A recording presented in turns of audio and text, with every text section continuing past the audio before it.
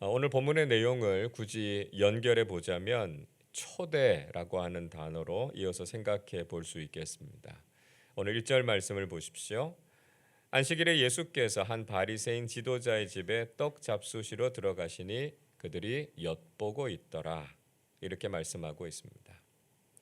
예수님께서 한 바리새인의 지도자 집에 식사하기 위해서 들어가셨습니다. 예수님께서 그냥 들어가시지는 않으셨을 것이고요. 아마도 바리새인 중에 한 사람이 예수님을 초대했을 것입니다. 자, 그래서 12절에 보시면 또 자기를 청한 자에게 이르시되 이렇게 기록되어 있습니다. 자, 그런데 그 초대의 의도가 그렇게 선하지 않았다라고 하는 것을 알 수 있습니다. 그들은 예수님을 초대해 놓고 예수님의 행동을 엿보고 있었습니다. 초대한 그 바리새인의 마음이 그랬는지 아니면 그 사람은 그렇지 않았는데 다른 바리새인들이 그런 마음을 가졌는지는 정확하게 알 수 없습니다. 그러나 어쨌든 예수님께서는 상당히 불편한 초대에 응하셨다라고 하는 것을 알 수 있죠. 자, 그리고 난 이후에 이 안식일이라고 하는 아주 중요한 논쟁으로 넘어가고 있습니다. 안식일에 예수님을 초대한 것이 결과적으로는 안식일의 율법과 관련된 논쟁을 벌이려고 한 의도가 있지 않았을까라고 하는 것을 의심하게 하죠. 이전의 말씀에 보면 예수님 앞에 수종병 걸린 사람이 있었다 이렇게 말씀하고 있습니다. 자, 이 수종병이라고 하는 건 몸에 물이 차는 병을 이야기합니다. 흔히 우리가 복수가 찬다 이렇게 말하는 것처럼 폐나 신장 같은 장기에 물이 차고 몸이 붓는 병을 가리킵니다. 자, 이 환자가 예수님 앞에 있었다라고 하는 것은 이 바리새인들에 의해서 예수님께서 안식일을 어기도록 하는 그런 유혹의 상황이 만들어졌다 하는 것을 짐작해 볼 수 있습니다. 예수님께서 이들의 계략을 아셨죠. 그리고 단도직입적으로 질문하셨습니다. 3절이 이렇게 말씀합니다. 예수께서 대답하여 율법 교사들과 바리새인들에게 이르시되 안식일에 병 고쳐 주는 것이 합당하냐 아니하냐 말씀하셨습니다. 자, 예수님께서는 그들에게 안식일에 병을 고치는 것이 합당한지 아닌지에 대해서 물으셨습니다. 자, 그들의 반응이 어땠습니까? 4절에 보시면 그들이 잠잠하고 아무 말을 하지 못했다 이렇게 말씀하고 있습니다. 자, 왜냐하면 원래 율법에는요 안식일에 병을 고치는 것을 금지하는 조항이 없었기 때문입니다. 자, 그런데 바리새인들은 항상 이 율법을 확대해서 그것도 일을 하는 것이다, 안식일을 어기는 것이다 이렇게 생각하고 공격했던 것이죠. 그러나 이 자리에서 그들은 예수님을 향해서 전혀 반론을 제기하지 못했습니다. 이게 보여주는 것은 예수님의 영적인 권위가 그들을 압도했다라고 하는 걸 보여주는 것이죠. 그래서 예수님께서는 그 환자를 고쳐서 돌려보내셨다 이렇게 말씀하고 있습니다. 예수님께서는 이 유대 종교 지도자들이 가지고 있었던 이중성에 대해서 책망하셨습니다. 5절에서 이렇게 말씀하시죠. 또 그들에게 이르시되 너희 중에 누가 그 아들이나 소가 우물에 빠졌으면 안식일에라도 곧 끌어내지 않겠느냐 말씀하십니다. 자, 예수님께서는 만약에 바리새인들과 율법 교사들의 자녀들 또 그들의 소유인 가축이 우물에 빠졌으면 어떻게 하겠느냐 이렇게 말씀하고 계십니다. 당연히 안식일이라도 그것을 건져내지 않겠느냐라고 하는 것이죠. 유대 종교 지도자들은 정말 그렇게 했습니다. 그러나 자기와 관계가 없다고 생각되는 일이나 또 다른 사람들을 향해서는 그렇게 엄격하게 이 안식일의 율법을 들이밀었던 것이죠. 결국 이 안식일 논쟁은 바리새인들의 이중성을 폭로하는 것으로 예수님의 완벽한 승리로 마무리 지어지게 됩니다. 자, 오늘 본문은 또 하나의 초대와 관련된 에피소드를 들려주고 계십니다. 자, 예수님께서는 만약에 우리가 식사나 잔치에 초대를 받았을 때 어떤 자리에 앉는 것이 올바른 것인가 하는 것을 가르쳐 주셨습니다. 그러니까 일반적으로 사람들은 초대를 받게 되면 높은 자리, 또 좋은 자리에 앉으려고 하는 경향이 있다는 것이죠. 이 말씀은 사람들이 그 자리에서 자신의 존재감을 드러내려고 하고요. 그런 자리에서 높임을 받고 싶은 마음이 있다라고 하는 것을 말씀하신 것입니다. 그러나 정작 자신의 자리가 아닌 곳에 앉았다가 나중에 오히려 그 자리에서 물러나거나 부끄러움을 당할 수도 있다는 거죠. 어떤 사람들은 자신의 자리도 아닌 곳에 앉아서 대접을 받으려고 하다가 나중에는 결국 그 자리에서 밀려나게 되는 부끄러운 일들을 당하게 될 수 있다는 것입니다.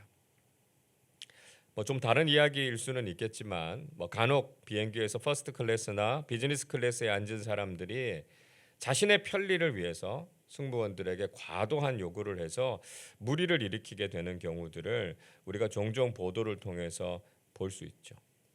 자, 이렇게 우리가 교만하게 행동하거나 무례하게 행동하는 것은 바람직하지 않다라고 하는 것을 말씀하고 있습니다.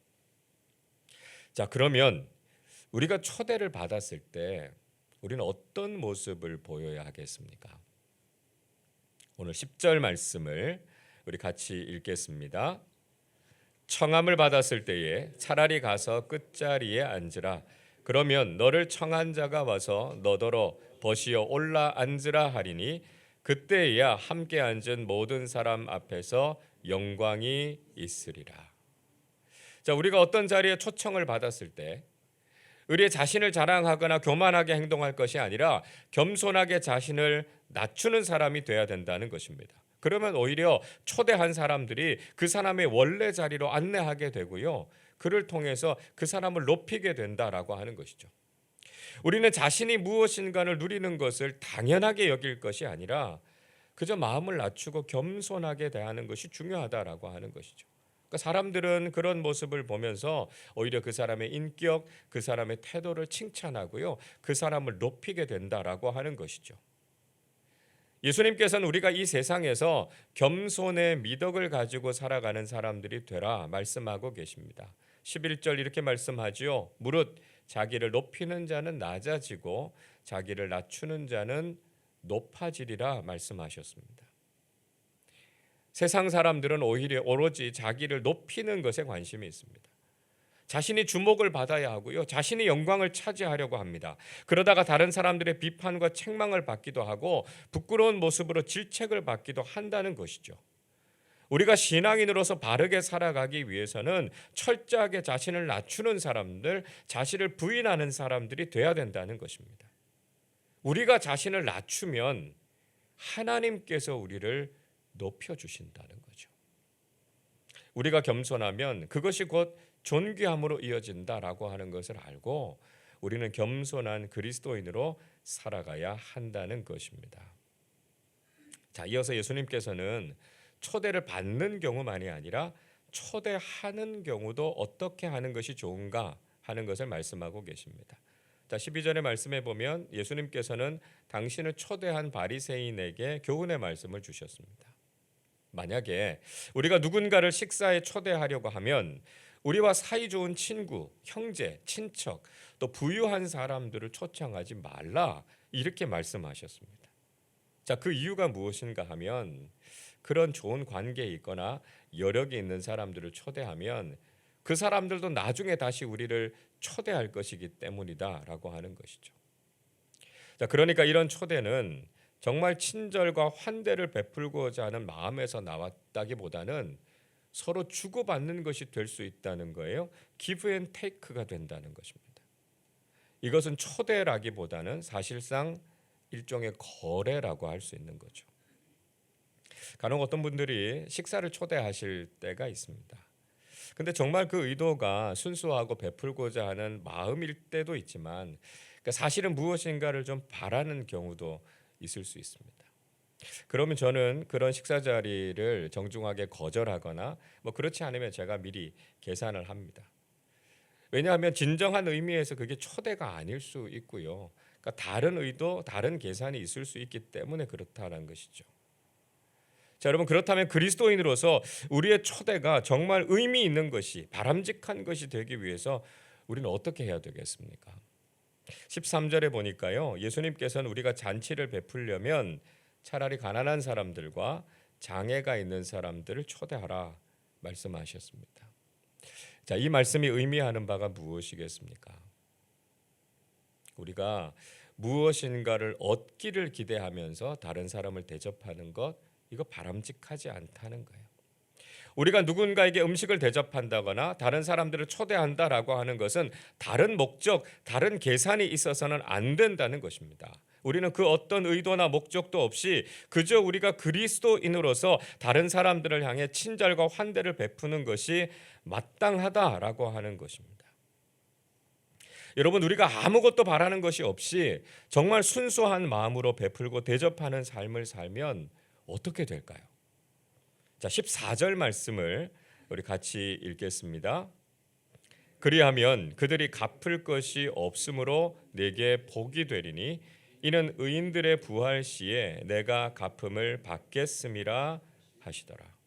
자, 그렇게 하면 그 사람들이 이 땅에서 갚지 못하게 될 것이고요, 그것이 우리에게 복이 될 것이다, 이렇게 말씀하셨습니다. 왜냐하면 의인들이 부활할 때, 즉 우리가 하나님 나라에서 이 모든 것을 보상으로 받을 것이기 때문이다라고 하는 것이죠.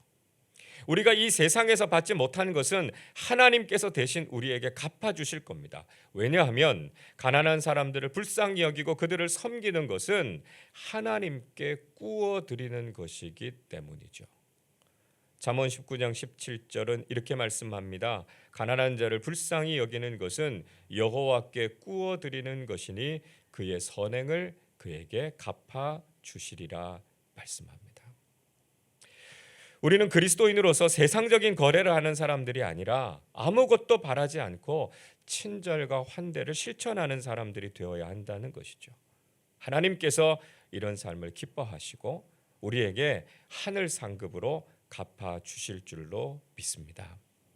여러분, 우리는 누군가를 초대하거나 초대를 받았을 때도 그리스도인답게 행하는 것이 무엇인가를 깊이 생각해 보셔야 합니다. 우리가 나쁜 의도를 가지거나 무엇인가를 얻고자 하는 목적으로 다른 사람들을 초대하거나 친절을 베풀어서는 안 된다는 것이죠. 우리는 순수하게 그리스도인으로서 다른 사람들에게 베풀고 나누는 삶, 또 친절과 환대를 실천하는 사람들이 되어야 한다는 것입니다.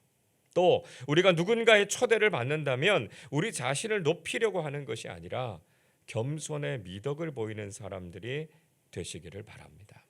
우리가 살아가는 삶의 모든 모습 속에서도 그리스도인다운 올바름과 성숙함을 드러내셔서 아름답고 향기로운 신앙인들로 살아가시기를 주님의 이름으로 축원합니다. 기도하겠습니다. 사랑과 자비가 풍성하신 하나님 아버지, 저희들을 하나님 나라의 잔치에 초대하시고 한없이 큰 은혜와 복을 내려주심에 감사드립니다. 저희들도 이런 주님의 마음을 깨달아서 기쁜 마음으로 사람들을 초대하고 나누는 삶을 살게 하시고 친절과 환대를 베푸는 그리스도인들로 살아가게 해 주옵소서. 무엇인가 세상적인 유익을 얻기 위한 목적으로 또 더 좋은 것을 받고자 하는 거래의 방식으로 살아가는 것이 아니라 마땅히 주님의 큰 은혜를 받은 자답게 베풀고 섬기고 나누는 삶을 살아가게 하여 주시옵소서. 또한 우리가 어느 자리에 가든지 자신을 높이려고 하지 말고 겸손하게 자신을 낮추는 그리스도인들이 되어서 하나님께서 높여주시는 존귀한 인생으로 많은 사람들이 칭찬할 만한 성숙한 신앙인들로 살게 하여 주옵소서. 오늘도 우리가 살아가는 삶의 자리에서 주님의 말씀에 순종하고 주님의 성품을 닮아가는 사람들이 되게 하셔서 우리를 통해서 하나님께서 큰 영광 받아 주옵소서. 감사드리며 우리 주님 예수 그리스도의 이름으로 기도하옵나이다. 아멘.